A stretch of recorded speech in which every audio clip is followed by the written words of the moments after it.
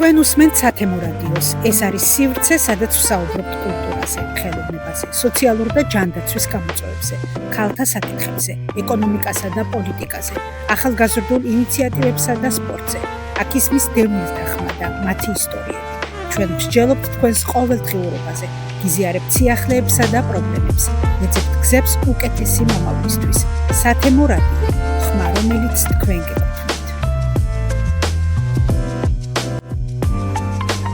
მოგესალმებით ძვირფასო რადიო მსმენელებო, ასევე მივესალმები მაყურებლებსაც, იმიტომ რომ ჩვენი სათემო რადიოს ნახვის საშუალება შეიძლება უკვე, ამის საშუალება გვაქვს.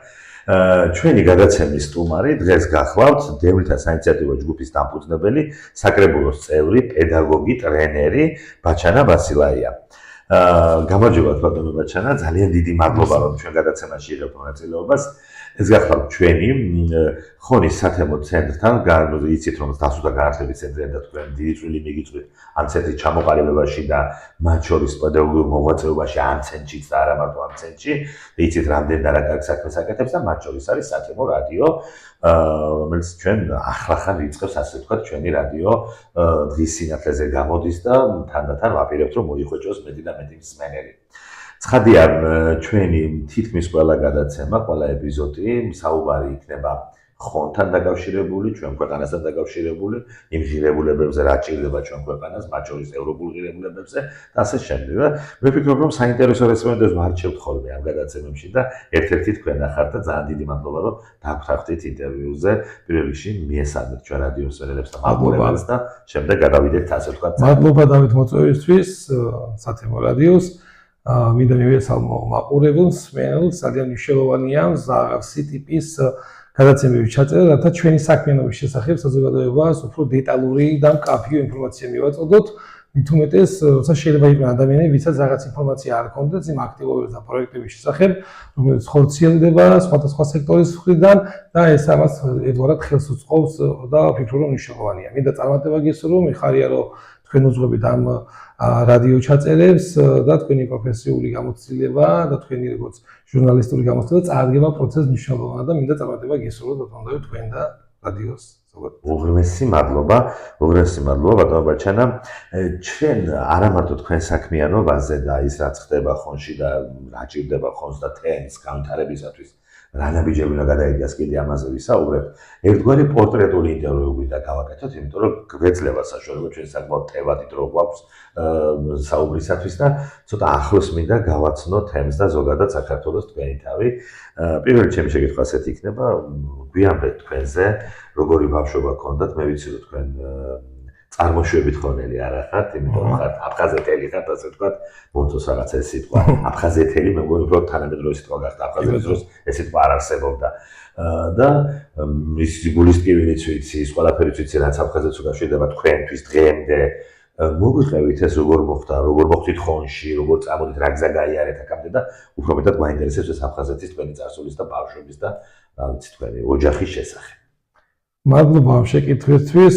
ალბათ ჩემს ცხოვრებაში ერთ-ერთი მნიშვნელოვანი ფაქტორი ყოველდღიურობაშიც, ფიქრშიც, საქმიანობაშიც აფხაზეთს უჭირავს, სადაც მე აფხაზეთიდან ვარ, იქ დაბადებული ვარ და 6 წელს ვიყავი, როცა ქართულ-რუსული ომის შედეგად მოხდა აფხაზეთის ტერიტორიის რა კარგად შენიშნეთ ნამდვილად ქართულ-რუსული და ცალსახად რუსული ოკუპაცია განახორციელდა და ოკუპაციის შედეგად 6 წელს ვიყავი, როცა ოჯახთან ერთად გადმოვედით საცხოვრებლად ხონში და ეს იყო ძალიან რთული გზა, როცა 6 წელს ბავშვს 4 წელს ჩემი ძმა იყო, გიწევს პერევალი გადმოლახო და გადაგახსოვთ ამ 6 წლის. მე მაგალითად რა წლები გადის უფრო გუნდოვანი ხდება ეს ასე. ჩემთანაც ესე მოხდა, უფრო მეტი რამე მახსოვდა, თუმცა რა წლები გადის, ესე რომ ვთქვათ, უფრო ჭიდროდება ეს მეხსიერება, თუმცა რაც დღემდე მახსოვს, ეს იყო ზღაპრების წიგნი, რომელიც გადმოვიტანეთ, ფაქტიურად მეტი არაფერი გადმოვიტანია ოჯახს, ესეთ პერიოდში მოგვიწევს. სოხუმის დაცემის შემდეგ წამოვედი და აი კოდორით ვინც გადმოვიდა, სვანეთით ის ფეხით გადმოდი. ფეხით გადმოვედით. გვახსოვს შიმშილი, გვახსოვს სიცივე, გვახსოვს დაპირისპირება გზადაგზა ძალიან ბევრი პრობლემები. ფაქტიურად ეს იყო ურთულესი გზა, მაშინ არ არსებობდა სოციალური ქსელი, არ არსებობდა ესეთი საინფორმაციო მინწყარო, რომ ეს ყველაფერი ბოლომდე მკვეთრად მოსულიყო საზოგადოებამ და სოციალია ვინგეხმარება კი ბატონო და გადმოვედით ესე ამბით ხონში ნათესავებთან შემდეგ თან ჩემს მამას ბიძას მეგონეთ რომ ცოცხლებით არ ვიყავით იმიტომ რომ ჩვენ დაიყრნა ისინი თქვა შესაბამის საქმიანობას იგეწეოდნენ და საომარი მოქმედებები იყო მოიხსენებათ და მე გაიგესო ცოცხლები ვიყავით ესე რომ თქვა ბებიასთან დედასთან ერთად როგორც 10000-ობით დევნილი გადმოდიოდა ჩემ თვალწინ გაიარა გარდაცვლილ ადამიანებმა რომელიც თქვა შიმშილით უსიცივით გაიყენა და დაიღუპნენ და ძალიან რთული იყო გოლგოთას გზა იყო ესე რომ თქვა და ალბათ ჩვენი მიხსენებდა ვერასდროს წაიშლება და ამიტომაც მნიშვნელოვანი ესევე რომ არა მარტო ჩემ თაობას უფრო მოალთაობას ახსოვდეს და იცოდნენ ის თუ რა გამოვიარეთ რომ უფრო მეტი წვდომა იყოს და ესე ვთქვათ განცდა იყოს იმისი თუ რამხელა ტრაგედია მოხდა როცა აფხაზეთი დავკარგეთ. ბატონო ბაჩენა ეს რასაც თქვენ საუბრობთ გარდა იმისა რომ თქვენი პიროვნული პირადი და ოჯახური ტრამვა ნამდვილად არის ეს ტრამვა არის ისტორიული ტრამვაც ქვეყნის თავისთავად მე თქვენ ამ ტრამვებთან გამკლავება მოგიწიათ არა მარტო პირადად მოგიწიათ რაღაც გარკვეულ საქმიანობასთან დაკავშირებით თქვენ დღესაც დევნილთა დასახლებაში ცხოვრობთ აქ უამრავი დევნილია დასახლებული ხონში საინციდენტო ჯგუფი გაუჩექმნილი უამრავ პროექტს ახორციელებთ დევნილების გასაძლიერებლად ეს პროცესი როგორც დევნილს რამდენადაა თქვენთვის და ალბათ არის უფრო სასწაულად მნიშვნელოვანი ვიდრე საქმე რასაც აკეთებთ და რა საქმეა რომ ამასთან დაკავშირებით მადლობა ესე იგი ჩვენთვის პრიორიტეტი არის პირველ რიგში ჩვენი დასახლება ჩვენი თემი იმიტომ რომ აქ 600-ზე მეტი ოჯახი ცხოვრობს ძალიან ბევრი სოციალური და ეკონომიკური პრობლემები იყო წლების მანძილზე 600 ოჯახი დაახლოებით რამდენი ადამიანია დაახლოებით 1700-მდე ადამიანი ცხოვრობს ადამიანი რეგისტრაციის ბევრია ჩვენ ქვეყანაში ამხელა რაიონია ხო ანუ ყაზბეგი მაგალითად 3000-კაც ცხოვრობს სულ რაიონში დიდი თემია და ძალიან ბევრი მედიაცია ნახა ამ თემმა, ძალიან ბევრი მართალი ნახა და ძალიან ბევრი პრობლემა იყო დაგროვილი. ბოლო წლებია რაც სხვა უშუალოდ კონკრეტულად ამ პროექტების განხორციელებაში ჩავერთე და აქ როგორც სახელმწიფოს ნაწილის წვლილი იყო, ესევე იყო დონორების წვლილი, ევროკავშირის, გერმანიის მთავრობის, საერთოდ დევნილთა უწყებების ზოგადად ჩვენ ალბათ რახან ახსენეთ, უნდა ვახსენოთ DBV International, მაგრამ კი, ეს უფრო ბოლო ის ძალიან დიდი საქმე გაკეთეთ ჩვენც ეხლა საერთოდ ახლა მაუწყებლობთ ვარ დევნილთა დასახლებაში. კი ბატონო. და ეს რამდენიმე გაკეთა დევნილების. აი ზუსტად იმ პრობლემების საუბრად კითხოთ რა. როცა რაღაცება ჩაიარა და უკვე ადამიანებს გაუჩნდა თქვა ინფრასტრუქტურა მოწესრიგა, საბინაო პრობლემები მოგვარებულია, წყალია თუ პირველად საკითხები მოგვარდა თუ იყო პერიოდი ელექტროენერგია ჭირდა, წყალი არ ქონდა დასახლებას და უამრავი პრობლემა იყო და ხა მაშინ განათლებას საუბარი რთული იყო, თუმცა დღეს უკვე როცა თემში არსებობს სათემო განათლების ცენტრი, საინტერესო ორგანიზაცია, სხვა გამაძლებელი კურსები, ქორეოგრაფიული ანსამბლი მოღვაწეობს და 1000, რა ვიცი, შესაძლებლობა გაჩნდა უკვე, ეს უკვე თემის სხვა ნიშნულს ნიშნავს. ანუ საბავშვო ბაღის სკოლა. როცა ბაღი გაქვს, ინფრასტრუქტურა მოწესრიგებული გაქვს და თქვა ქალაქის ხონის დონეზე ნომერ პირველია შენი ბაღი, იმის ინფრასტრუქტურით და თქვა იმ რესურსებით. როცა დასახლებაში უკვე სკვერებზე საუბრობთ, განათლების სივრცეზე საუბრობთ, სკოლა, რომელიც რეაბილიტაციის პრობლემა იყო და უკვე გადაწყვეტილია და მინდა მიულოცო დევნილ საზოგადოებას და მათ შორის ზოგადად ხონის მუნიციპალიტეტს ბევრი ადამიანი ჩართულობით მივიღეთ ის რომ სკოლა ჩასმული და 1.5 მილიონი ლარი გამოყოფილი და დაახლოებით ერთ თვეში უკვე ტენდერი დასრულდება და დაიწყება სამუშაოები ეს ძალიან დიდი წარმატება არის. სკოლა ახალია ისედაც ვერასდროს. სკოლა გარე და შიდა რეაბილიტაციით ნაწილობრივია, გარე სახურავი და ფასადი კარგია საგანმანათლებლო დაწესებულ სკოლას, შიგა რეაბილიტაცია ჭირდებოდა და ეს მიიღწა ახლა. ბაღი არის წელს იწყება რეაბილიტაცია და უკვე ალბათ წლის ბოლოს ალბათ ვერა, მაგრამ თებერვალ-მარტში არა, იქ რაღაც მასშტაბლებლები არსებობენ ის? არა, სკოლა არსებობს, ჩვენი სკოლა არსებობს, ჩვენი სკოლა რუსული ბაზა იყო, რუსული სკოლა იყო, რომ დასახლებასთან ბაღი და სკოლა თან ერთვის, უბრალოდ სკოლა ჭირდება რეაბილიტაცია, როდესაც ბავშვი სწავლობს, ძირითადად დევნილი ბავშვები არიან, შერეული ჯგუფები არსებობს, უბრალოდ რეაბილიტაცია ჭირდებოდა და ეს საკითხი გადაწყდა ახლა უახლოეს პერიოდში და მინდა რომ ეს გაუძლიერო უბრალოდ მსმენელს. კი ბატონო, ძალიან კარგი. მოგვიყევით ასევე თქვენი საქმიანობის შესახებ, ამჟამად რა საქმიანობთ? რას გვეტყვით ქალაქ ხონის შესახებ? რა პრობლემები აქვს დღეს ხონს და სად ჭირდება დახმარება? ეხლა იმისა ბატონო დავით რომ ეხლა ხონი ძალიან პატარა მუნიციპალიტეტია, პატარა არის შემოსავლებით, მოსახლეობით და შეიძლება ითქვას ტერიტორიითაც, ძალიან ლამაზი კუთხე არის, იმ კუთხით რომ ხონს ძალიან წინა პლანზე წამოწეული ქონდა ყოველდღიურ ხონის ისტორიას თუ შევხედოთ, განათლება, კულტურა, ის ცნობილი სახეები და ადამიანები, რომლებიც საქართველოს ამშვენებენ და საქართველოს ისტორიას ამშვენებენ დღეს. ასევე არის ტურისტულად მიმზიდველი პოტენციალის მქონე გორდი და კინჩხა, რომელიც ხონის მუნიციპალიტეტში შედის და ძალიან ბევრი წარმატებული ხონელია, ესე ვთქვათ, წინა პერიოდის, ასევე დღეს ვინც აგრძელებს საქმიანობას საქართველოს და საქართველოს ფარგლებს გარეთ. მიუხედავად იმისა, ბევრი საინტერესო პროექტები ხორციელდება და ჩვენ თუ დავაკვირდებით, ქალაქის ტერიტორია იქნება და სოფლებში იქნება ძალიან წინწავი და ინფრასტრუქტურულად ქალაქი და მაქსიმალურად ჩართულობის კუთხითაც, მაგალითად ის საბჭოები, რომელიც არსებობს მუნიციპალიტეტში, ჩართულობა არის მაღალი, აქ არის როგორც სახელმწიფო ჩართულობა, ესევე არის სამთავრობო სექტორის ჩართულობა, განსაკუთრებულად აღნიშნო ახალგაზრდული საბჭო, რომელიც ბოლო ჩამოყალიბდა ერთ-ერთი პროექტის ფარგლებში, ცენტრი აფხაზეთის და ხონის მუნიციპალიტეტს ჰქონდა ერთი პროექტი, საკმაოდ ესეთი და დევნილი ევროკავშირის დაფინანსება ახალგაზრდები ყველა ამ საბჭოში თითო დევნილია წარმოადგენენ როგორც მეერჩევათა საბჭოში, ისევე გენერალურ რჩევათა საბჭოში, ესევე შშმპ-თა თუ ისინი ახალგაზრდული საბჭოები და ეს იმას მეტყოლებს, რომ დევნილი თემი სხვა ნიშნულზე დადგა დღეს და აქტიურადაა ჩართული. რაც შეეხება თვითონ ხონს, პრობლემები რჩება რა თქმა უნდა მუნიციპალიტეტში, განსაკუთრებით ყველა დიდი გამოწვევა ხარ რაც ხონს აწუხებს ჩემი შეფასებით და ზოგადად მოქალაქეების მომართვენობის საფუძველზე არის სანიაღვრე არხების უხნიალექის მოსვლის შედეგად და ბოლო წლებში ძალიან გახშირდა უხნიალექი სანიაღვრე არხები, ესე იგი ან ვერატარებს ან ნაკლებობა და პრობლემა. ეს მათ შორის ამ დასახლებაშიც არის, თუმცა ეხლა დაიწყო რამდენიმე ნაბიჯი გადაედგა სოფლებში მოხდა გასუფლება, გაწმენდა, გაჭრა ახალი არხების და ასე ვთქვათ დამსხვრილება და ესევე ქალაქის ტერიტორიაზე ჩვენს დასახლებასთან შემოსასვლელში აბაშიძის ქუჩის ტერიტორიაზე თანამედროვე ტიპის სტანდარტებით კეთდება ეს არხები, რასაც სამომავლო დევნილთა დასახლებას დასაქმება რამდენად არის ამ ხალხის, იმიტომ რომ ამათ ახალ გასაგებია 30 წელზე მეტი გავიდა უკვე და ინტეგრაცია პრაქტიკულად უკვე აღარ უნდა ჭირდეს.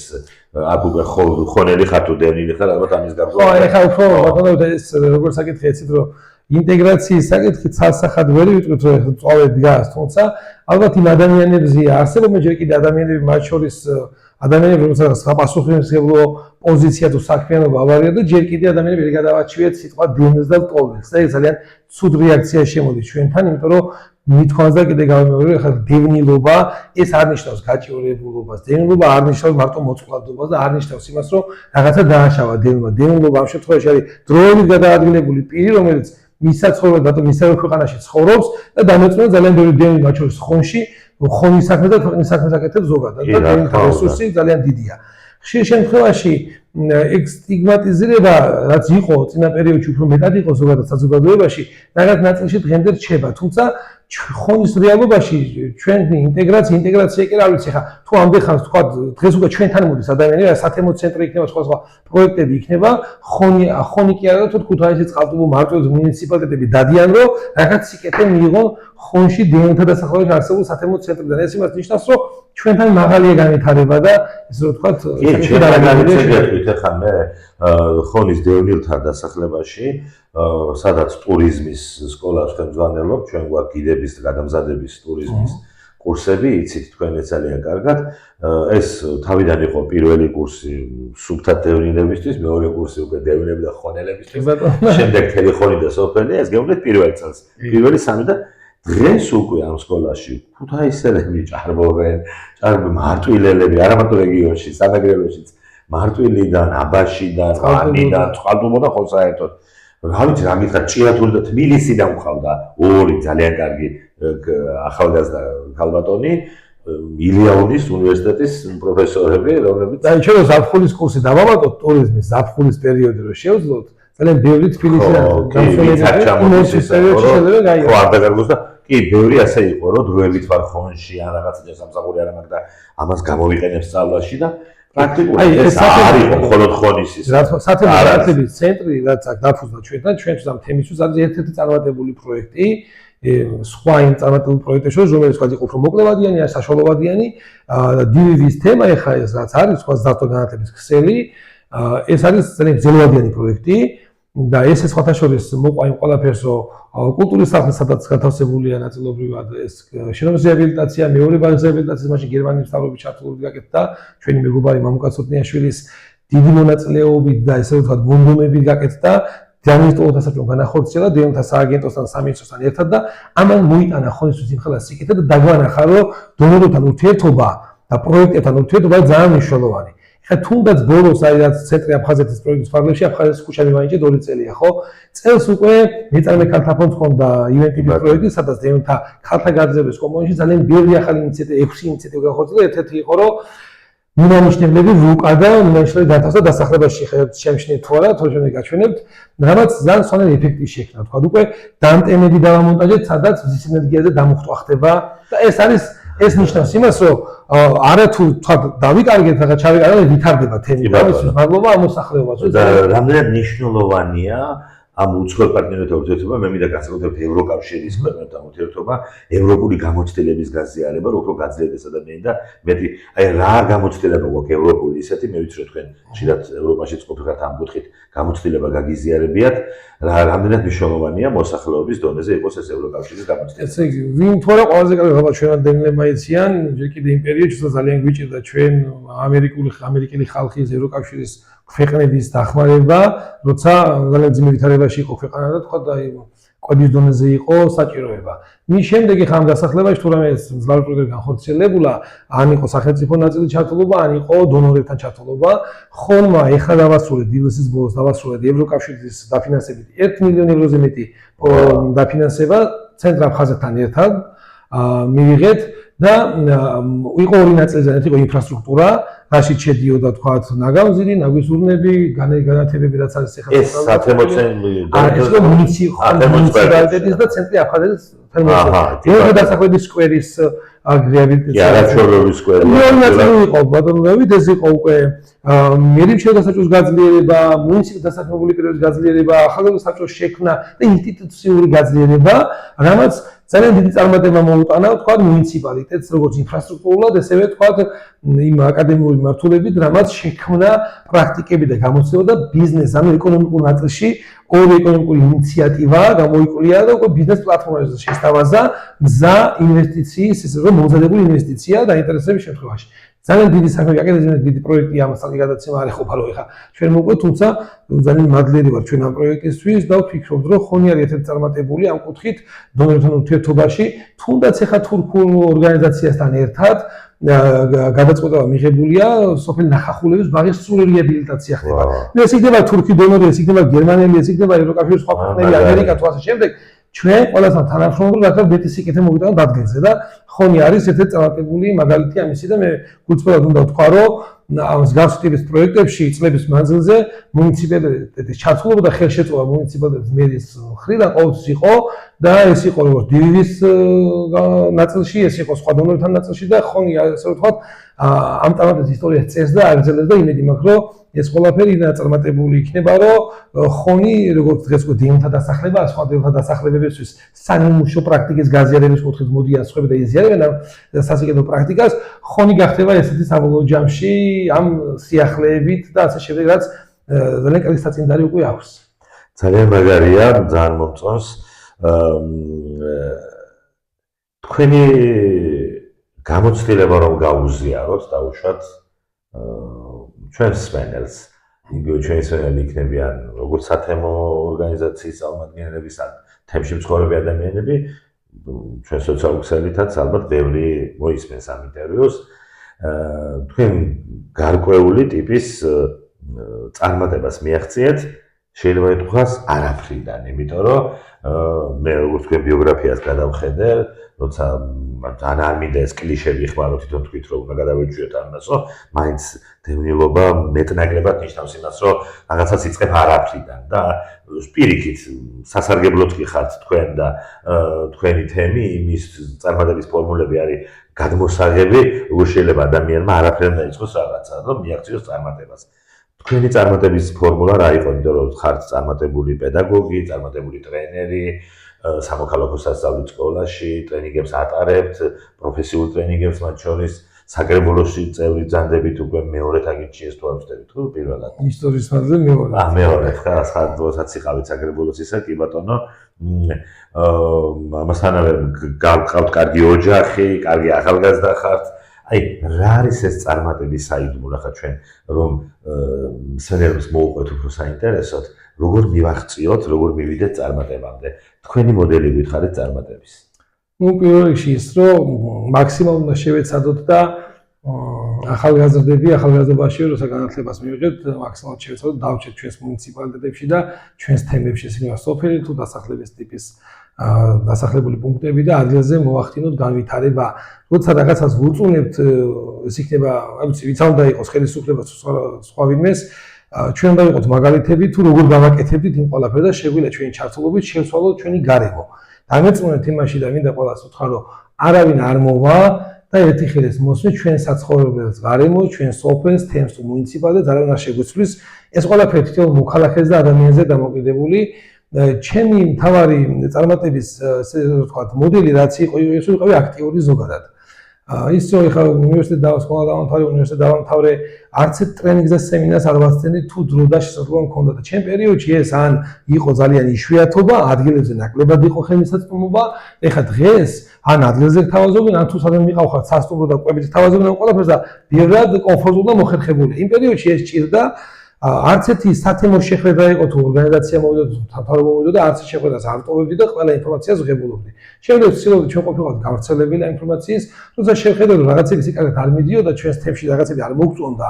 დავფიქრდით როგორ შევხვდით აქტივიზმი არის. ზუსტად იყო სამოხალხო აქტივიზმი, მოხალისეობის საწესზე და შეიქმნა დევნთა საინიციატივო ჯგუფი. ჯერ კიდევ დევნთა საინიციატივო ჯგუფი 2007 წელს დავარეგისტრირდა როგორც ორგანიზაცია, თორე საინიციატივო ჯგუფი 2009 წელს ჩამოყალიბდა, როცა ჩვენს დასახლებაში დევნების უფლებები იახებოდა პირდაპირ მნიშვნელობით. ეუბნებოდნენ რომ ბინებს ჩამოართვენ არ იყო შესაბამისი ხარისხით რეაბილიტაციები და 10 კაციანმა საინიციატივო ჯგუფმა მინიმუმი შევძელით რომ 5 კორპუსის რეაბილიტაციას არ აკეთებდნენ, საერთოდ დაშლას აპირებდნენ გადანაწილებას ხალხის, 5 კორპუსის ჩაისვა იმ წლებში და მოხდა რეაბილიტაცია, ფასადები არ კეთდებოდა. ძალიან ბევრი რაღაცები არ იყო დასახლებაში ჩასმული სარემონტო სამუშაო. ამან შეგვაქმნებია რომ გადაგვაწყვეტა რომ შევიდა საინიციატივო ჯგუფი ჩავატარეთ საერთო კრება და ვაიძულეთ ხელისუფლებები, გუბერნატორი, დეპუტატი, მერი, გამგებელი მაშინ სამინისტროები რომ ყველა შევაჩერეთ სამუშაოები საერთო დასახლებაში. ეს იყო ძალიან დიდი პასუხისმგებლობა მაშინ. მე მაშინ საჯარო სექტორში ვიყავი და საკმაოდ დიდი წნეხი ხორციელდებოდა იმ პერიოდში, აბსოლუტური ჩარევა ხდებოდა სახელმწიფოს მხრიდან და ხელის შეშლება საგანგებო ხორციელდება, თუმცა ბოლომდე დადგა ეს ხალხი და თავარი თუ გინდა რომ მიაღწიოს შედეგს, რაზეც ბრძოლობ, ის მოქალაქეები, ის დასახლება თუ სოფელია, მხარდამჭერი უნდა გაიხადო. თუ მოქალაქეებს ეს არასდროს შენ მხარდამჭერი არ გახდებიან, შენ ამ წარმატებას ვერ მიაღწევ. მეორე შრომა, დაუღალავი შრომა, ყოველდღიური შრომა ჭირდება ამ ყველაფერს. ეს არ არის მარტივი ამბავი, მარტივი შეიძლება ადგილ და წახვიდე სხვა ქალაქში და კომფორტულად იცხოვრო და ესე იყოს, თუმცა დამეწმუნეთ იმას, რომ არ არსებობს საღამო დილა და ჩვაღამე ადამიანს სადაც დაჭირდები, იმ დროს შეგაწუხებს და ეს არ უნდა იყოს შეგვიძლია დისკომფორტ და მაქსიმალურად მოერგო. ძალიან რთულია, მარტივი არ არის, თუმცა ჩემთან მარტივი იქიდან გამომდინარე არსებობს, რომ რაღაც პროცესს ვახორციელებთ, რომ მარტივია, რომ თვითონ თემის აქტივობა, თემის ჩართულობა, მოხალისეობრივ საწყისებზე ან მაგალითად ქონია შემთხვევა, ჯანმრთელობის პრობლემა ქონია ადამიანი და თემი გაერთიანებულა და საკმაოდ დიდი ფინანსური რესურსების მობილიზება. მიუხედავად იმისა, აი საომარი მოქმედებაც უკრაინაში დაიწყო და თავად მოწყვლადი თემი ვართ, იმენა ახლოს მიიღო ეს ხალხმა, რომ სოციალური აქცია სახელმწიფო გააკეთა, ხონში როცა გროვდებოდა ეს თვით ერთ-ერთი დიდი თავარი თვითონ მიმტანი ჩვენ ვიყავით.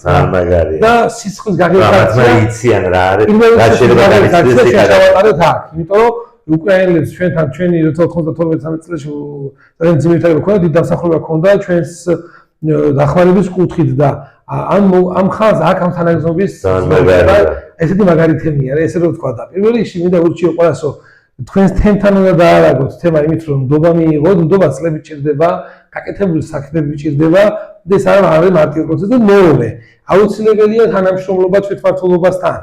თანამშრომლობა იმ კუთხით რომ პრობლემები მიიტანო, ფიქრობ რომ ყველა დევნთა დასახლებების წარმომადგენლობა საკრებულოში იქნება თუ მერიაში იქნება, უნდა იყოს დიდი დევნთა თემის წარმომადგენელი ყველა ქალაქის თვითმმართველობაში, რომ თავიანთი პრობლემა დევნებმა გადაჭრა და ისე არ უნდა ხდებოდეს, რომ დევნთა საკითხებზე დევნებს უნიშნავენ ადამიანს, რომელსაც შეხებულობა არ არის და დევნებს უტოლები გაუკეთებენ ზოგ შემთხვევაში. ეს არ მოხდა რა ხონისძიებაში და ამან იმუშავა რა. ამ კომბინირებულმა ამბებმა იმუშავა, შემდეგ იმუშავა იმან რომ ჩვენ საინტერესო ჯგუფს წლების მანძილზე არც ერთი პროექტი პირადად ჩვენ არ მქონდა ფული ჩავისხო და ხელფასები ქონდა. არ ყოფილა ეს ისტორიაში, რამდენიმე პროექტი ქონდა და ეს იყო დაახლოებით 5000 ლარის ფარგლებში ყველა ერთად, როცა უშუალოდ პროექტი გავახორციელებთ და 10 წელი წელს ამ ეტაპში ჩვენ ვიღაცამ შეიძლება ითქვას რომ გრანტები აქვს და ფული აქვს და არა ხალხო ეს იყო და არის მოხალისეობის საწყისები. ეხლა ჩვენ ყველა ჩვენი სამსახური, ჩვენი შემოსავალი გვაქვს, მაგრამ ამ სამსახურს შეიძლება შევთავაზო საქმიანობა, რომელიც შენ საქმეს აკეთებს, შენი თემის საქმეს აკეთებს და დამეწუნეთ ადამიანები ამას ხედავენ, ამას გიმართლიან კიდევ და მხარს გიჭერენ ყველაზე მნიშვნელოვან რაც არის. რო არა ეს მხარ დაჭერაც ამ დასახლებიდან ყოველთვის იგრძნობა, ალბათ მეც ვერ ვიქნებოდი ესეთი ძლიერი და ანგარიშგასაწევი ძალა.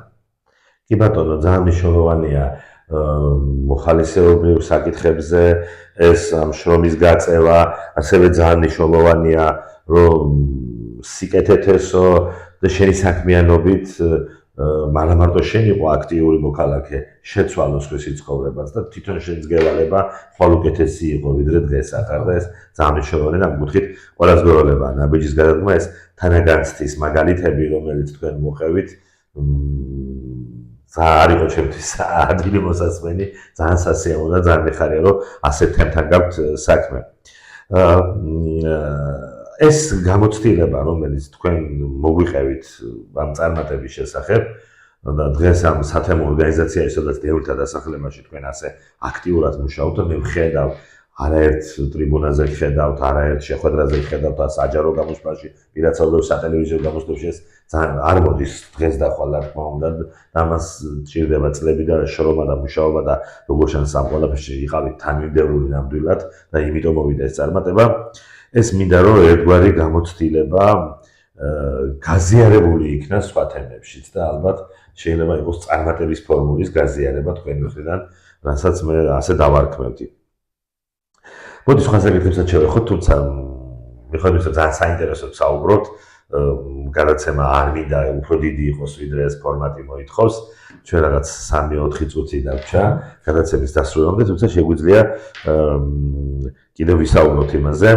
რა არის ის, რასაც შთაგონების ძალა გაძლევთ თქვენ, რომ არ დაგეზაროთ, არ მოდუნდეთ და უშოთ შეიძლება მარტო თქვენ კარიერაზე იფიქროთ და როგორც გიგზავნოთ ამას თქვენს ბიზნესზე იფიქროთ, გაქვთ თუ არა ასეთი არ ვიცი, მაგრამ შეიძლება გქონდეთ და ხვალ შეიძლება ბიზნესში წახვიდეთ და ფული შოვასვლაც არაა ცუდი სიტყვა ეს ზედათაობაში სამწუხაროდ ესე იქნა გაგებული და ამაზე ქართული წერობას დამნაშავეა რაღაცა ვაჭარი და საცინი ადამიანი იყო და ამ დროს ესაცი არა სოფამას კაპიტალიზმი ქვია და ეკონომიკა ქვია და შეიძლება თქვენი საქმე აკეთოთ გყავთ ოჯახი მეუღლე შვილი და გაქვთ თქვენი საქმე ჩაიკეტო ამ ნაწილში კარგად იყო ამას რეგიზალავთ კონსტიტუციით გაქვთ უფლება იცხოვროთ როგორც გინდათ ისე რა თქმა უნდა აი რა არის შთაგონების ძალა რაც გაიძულებთ რომ თუნდაც უკეთესებისკენ შეცვალოთ თითეული დევნილი ცხოვრება რომელიც ამ დასახლებაში ცხოვრობს.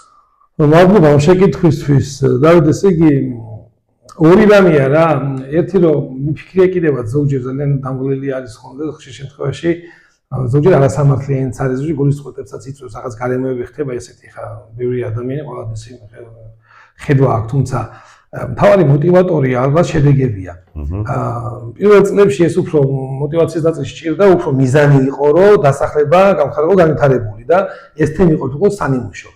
და როცა რაღაც უკვე ნიშნულზე მივედით, ეხა არის ის, რომ მივიდეთ იქამდე, რომ მაქსიმალურ იდეალურ ვერსიას მივუახლოვდეთ და მაქსიმალურად ისე მოხდეს ამის ისე ვთქვათ, შეწმა და გვერგვინება, რომ სანიმუშო იყოს ეს თემი და ეს იყოს როგორც ქართველებისთვის, დევნილთა დასახლებებისთვის და გადამდები იყოს, ისევე მინდა იყოს იგივე აფხაზებისთვის, ჩვენს ძმებისთვის, ვინც მეორე მხარეს საქართველოში ცხოვრობენ, რომ თუ ჩვენ თავიდან დავიწყეთ და შევძლებთ განვითარება, რატომაც არა შეიძლება ჩვენ შევძლოთ ერთადაც განვითარება და ეს სტიმულიც არის ერთგვარად. ასევე ბედნიერებას რაც გურის და სტიმულს მაძლევს, როდესაც პრობლემა აქვს დევნილის და გადასაჭრელი საკითხია და ამას მოვაგვარებთ, მისი კმაყოფილი ადამიანური კმაყოფილება და ეს мотиваციას გაზრდა ძალიან მშვიდად მიდიხარ სახში და ჩემთვის ყველა შემოსავალზე ეკონომიკურ ნაწილზე და ფინანსებზე უფრო მაღლა დგას მაგალითად როცა დევნილს რაღაც საოპერაციო საკითხი აქვს პრობლემა აქვს და დაფინანსების შევსება ჭირდება და ეს იქნება ჯანდაცვა მთავრობა ხოლმე აკრება ფულს რაღაც საჭიროება მოგვარდება და ის გადაურჩეთ ესე ვთქვათ ან ხელმისაწვდომობა პროგრამებზე შეიძლება განათლებაც არ ქონდეს ადამიანს იმდენი ეხლა თუნდაც ნახეთ აი ხელმისაწვდომობა რა ეკუთვნის და ან ევროკავშირის პროექტის ფინანსებით მუნიციპალიტეტის და ცენტრალური აფხაზეთის ერთობლივი გადაწყვეტილებით დევნილთა საინიციატივო ჯგუფმა საგრაფო კონკურსს აგვიფინანსდა შიშუმ პირებისთვის ადაპტირებული მიკროავტობუსი. ეს რამდენიმე დღის კვირის ამბავია და გამოეცა ეგ დასახლებაც. ეხლა ადაპტაცია გაკეთებულია, გაკეთდება პროგრამაზე მუშაობა, იქნება ნახოთ წყაროები, რომ უზრუნველყო დანარჩენი საჭიროება და უკვე ჩვენ შიშიმ პირებზე ვიზრუნებთ არა მარტო დეონთა დასახლებაში მყოფ ადამიანის საჭიროება, არამედ ზოგადად მუნიციპალიტეტში. ესე რომ ესეთი საკითხები გაბედნიერებს ადამიანს და სტიმულს გაძლევს, რა თქმა უნდა, ესევე ოჯახი, შვილი და რაც ესე რომ ვთქვათ მაქსიმალურად მასწავლებელია ამ პროცესში. კი ბატონო. ბატონო ბაჩენა, ძალიან დიდი მადლობა უნდა გადაგიხადოთ, ჩვენი გადაცემა დასასრულს მივახლოვდა. საკმაოდ საინტერესო იყო ეს საუბარი, ძალიან გულწრფელი იყავით, მე ამას ვცნობდი როგორც ჟურნალისტი. ვიცი, მინდოდა უფრო მეტი თქვენს პირადზე, ოჯახს უფრო საინტერესო წარს მართული ყო, მაგრამ იმდენად საინტერესო და მნიშვნელოვან პრობლემებზე ისაუბრეთ, იმდენად აუცილებელ და საზოგადოებრივი სასარგებლო თემებზე მოგვიწია საუბარი, ვეღარ შეველია ამ კითხვას, რომელიც დაწყებული მქონდა, მინდოდა თქვენ ბავშვობიდან დამეწყეს ყველაფერი და რაღაცები, არავშევს ამას სხვა ფორმატში კიდე შევხვდებით სხვა გადაცემაში. ძალიან დიდ მადლობას მოგახსენებთ მობრძანებისათვის. მე მინდა ჩვენს მაყურებელს და რადიო მსმენელს პირველ რიგში ჩვენი სათემო რადიოს სახელით შევახსენო. ვესაუბრებოდით ბაჩანა ბასილაიას, რომელიც გახლავთ დევნთა საინიციატივო ჯგუფის დამფუძნებელი ხონში, აქ დასახლებაში, საგრებულოს წევრი, რომელიც ასევე გახლავთ სამოქალაქოს პედაგოგი და ტრენერი. ძალიან დიდი მადლობა ჩვენ სტუდიაში მობრძანებისათვის და გადაცემაში ამხელად რომ დაგვითმეთ.